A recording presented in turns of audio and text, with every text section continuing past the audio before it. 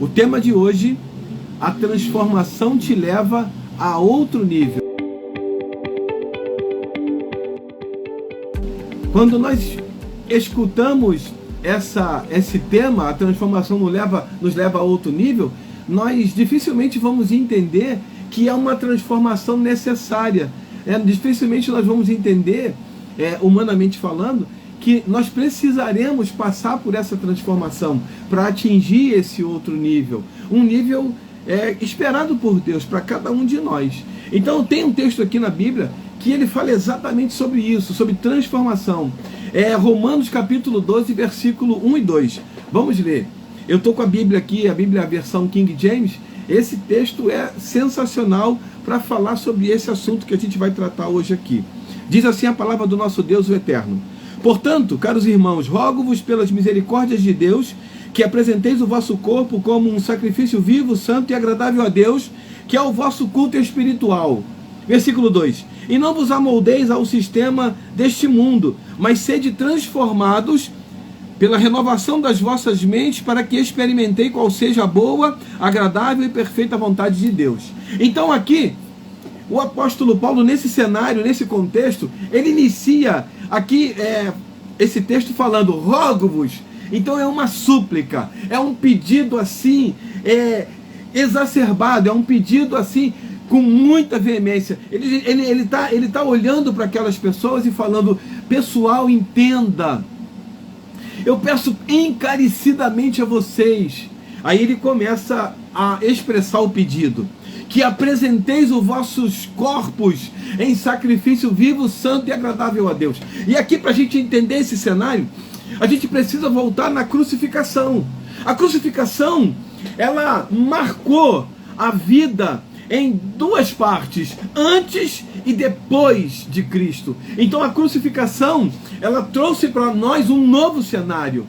Perceba bem, quando Jesus estava sendo crucificado na cruz do Calvário, a Bíblia diz que o véu do santuário se rasgou do alto a baixo. Quem me conhece já ouviu eu falando exatamente dessa forma, porque foi uma ação de Deus para o homem. Essa abertura do véu do santuário, ela começa em cima e vai até abaixo, mostrando que era uma ação que vinha de Deus para o homem. E aí, o que significava isso? Jesus estava consumando o plano de Deus para a salvação, e agora, a partir desse sacrifício, abrindo um novo e vivo caminho. Até Jesus, o homem precisava de um sacerdote para sacrificar um animal em função da vida dele, para purificá-lo de algum pecado, e ele não conseguia fazer isso sozinho. Ele não era suficientemente capaz, né? Ele não tinha essa capacidade, o homem. A partir do sacrifício de Jesus, ele agora passa a ter esse caminho aberto, né? E a Bíblia vai falar que é um novo e vivo caminho, aberto por Jesus, através do sacrifício na cruz do Calvário. Aí agora, nós conseguimos entender esse contexto. Apresenteis o vosso corpo como sacrifício vivo, santo e agradável a Deus. Como? Agora, antes, né? O culto, né, o sacrifício era no templo, né? Agora o sacrifício, o culto é no templo. Eu sou o sacrifício vivo, eu sou o sacrifício santo, eu sou o sacrifício agradável a Deus.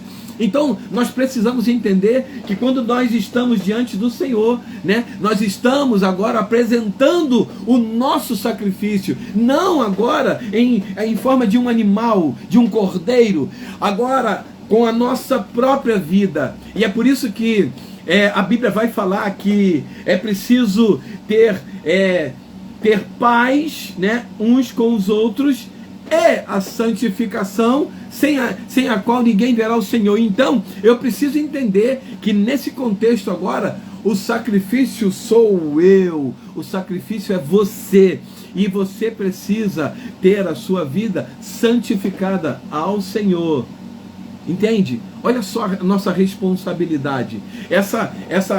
Essa entrega agora de um sacrifício não é mais em forma de animais, de cordeiro, mas é a nossa própria vida. E ele continua, que é o vosso culto espiritual. Algumas traduções colocam o vosso culto racional, e essa tradução traz espiritual, que é uma devoção diária e intencional. Não é de forma aleatória ou um êxtase, não, é intencional. Eu vou me apresentar de forma, é como se fosse um devocional diário, todos os dias, e intencional. E aqui, esse culto intencional, espiritual, ele é feito em duas direções. Entenda, o serviço a Deus e ao meu semelhante, fazendo menção mais uma vez à cruz, aos dois níveis de relacionamento da cruz: amar a Deus sobre todas as coisas e amar ao próximo como a ti mesmo. Lembre-se que eu não consigo servir a Deus se eu não estiver disposto e comprometido em servir ao meu próximo, porque eu preciso entender que o amor, ele vai em duas direções: amar a Deus em primeiro lugar, acima de todas as coisas, e amar ao próximo. Então eu preciso entender que esse serviço, esse culto, não pode ser um culto assim, sabe, em êxtase. Tem que ser um culto intencional, mas é um culto espiritual, porque eu vou servir a Deus e vou servir também ao meu próximo. E aí ele continua dizendo: e não vos amoldeis ao sistema deste mundo. Então, eu sempre uso um exemplo muito prático, né? Um exemplo que mostra exatamente o que seria esse se amoldar. Você pega, todo mundo tem na sua residência, na sua casa, uma forminha, né, para fazer gelo. E essa forminha, nós enchemos ela de água e colocamos no lugar adequado lá para fazer gelo. Alguns colocam no freezer, outros na geladeira, que tem 2 compartimentos, mas enfim, você coloca lá no seu refrigerador, na sua geladeira, no seu freezer, e ele vai fazer gelo. Agora observe só um detalhe importante: se você colocar uma forminha quadrada, o gelo vai sair quadrado. Claro, pastor, óbvio que o gelo vai sair quadrado. E é aqui que está o grande lance da transformação, ou melhor, do se amoldar. A minha forminha de gelo da minha casa é quadrada, o gelo sai quadrado, mas pode ser que alguém utilize uma forminha redonda e o gelo vai sair redondo. Então eu entendo, eu percebo que a água se amolda ao formato da forma de gelo. Ou seja, se a forminha de gelo for quadrada, o gelo sai quadrado, ele se amolda. Se a forminha de gelo for redonda, o gelo sai redondo, ele se amolda. Eu e você, nós que somos servos do Deus vivo, nós não podemos nos amoldar a esse mundo. Ou seja, nós não podemos entrar no mundo e nos amoldar, sair no mesmo formato que o mundo. Não! Você pode até estar no mundo, mas você não se amolda a ele. Você tem um formato, e o seu formato não é o formato do mundo. O seu formato é do céu, é celestial. A Bíblia vai dizer que eu e você não somos cidadãos terrenos, nós somos cidadãos do céu. Então, nós não nos amoldamos a esse sistema do mundo.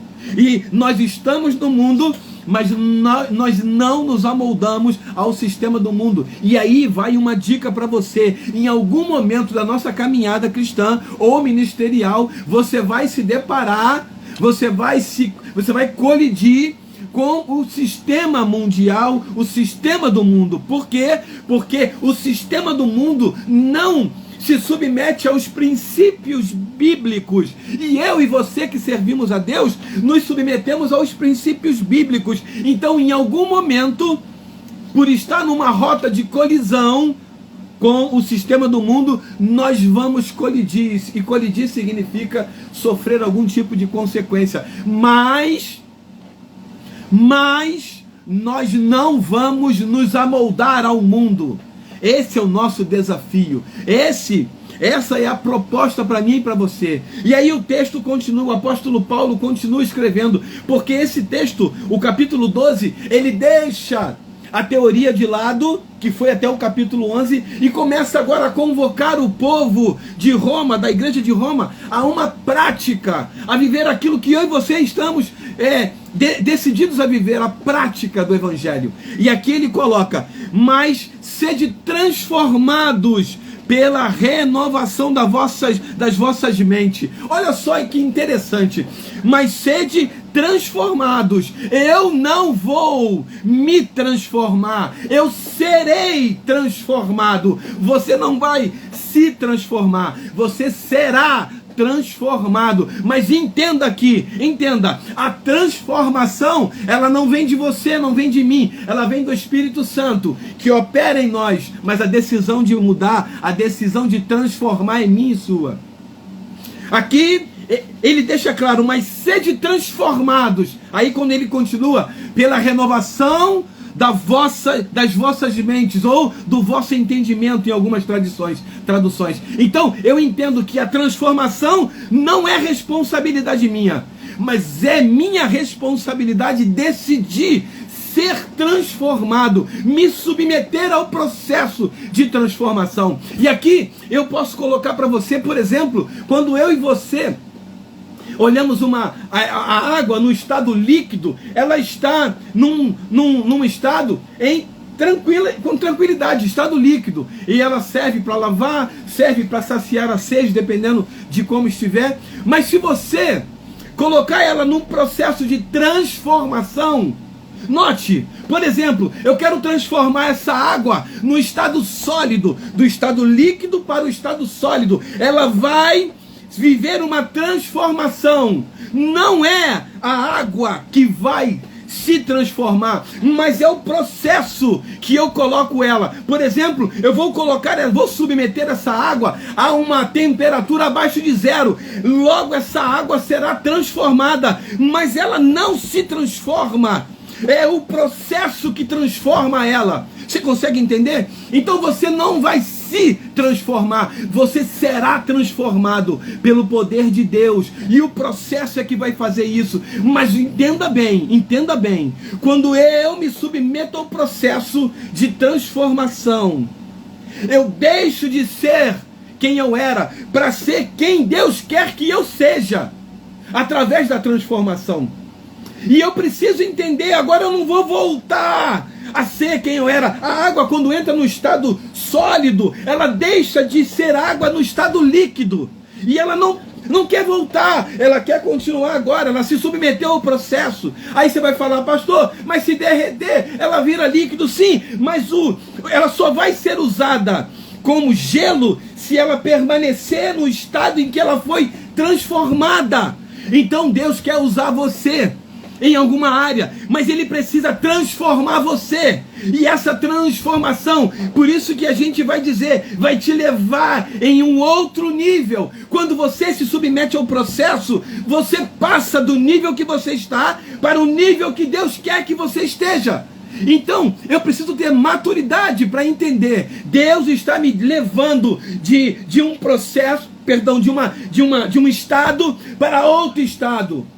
Eu vou ser transformado, eu serei transformado pelo poder de Deus. Só que antes de ser transformado, eu vou viver um processo. E esse processo, às vezes ele vai causar em nós um pouco de dor, desconforto. Mas acredite, você sairá de um estado para outro estado, e esse estado é um outro nível.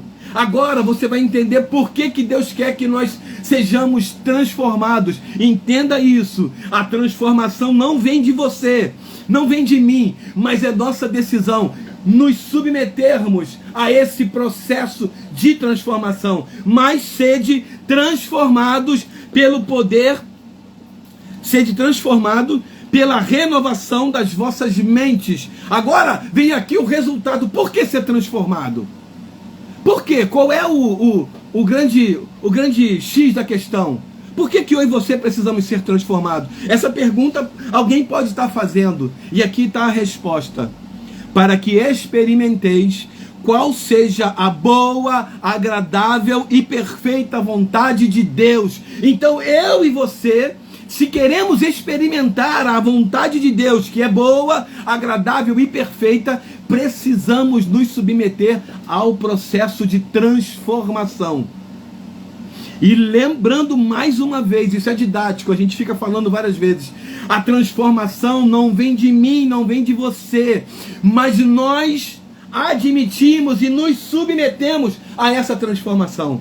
Quando você diz sim ao processo de Deus para essa transformação, você sai de um estado para o outro e você agora começa a experimentar qual seja a boa, agradável e perfeita vontade de Deus. Quer experimentar essa vontade de Deus, que é boa, agradável e perfeita? Seja transformado. Quer ser transformado? Submeta-se ao processo de Deus.